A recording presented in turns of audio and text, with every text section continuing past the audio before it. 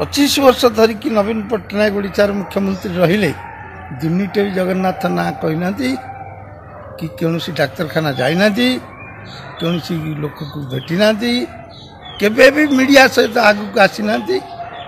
कि गिरिभांस करना ये प्रकार अयोग्य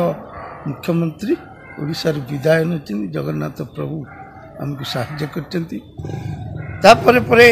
वर्तमान जे मुख्यमंत्री हेले माननीय मोहन माझी से ओडिशार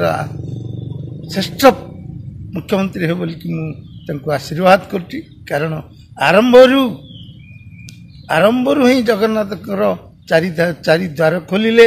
गरीब लोक गले ओडिशा रे रज पर्व बुड़ी जाउता समय प्रत्येक गाँव रज दोली खेली लोक सहित मिशिंट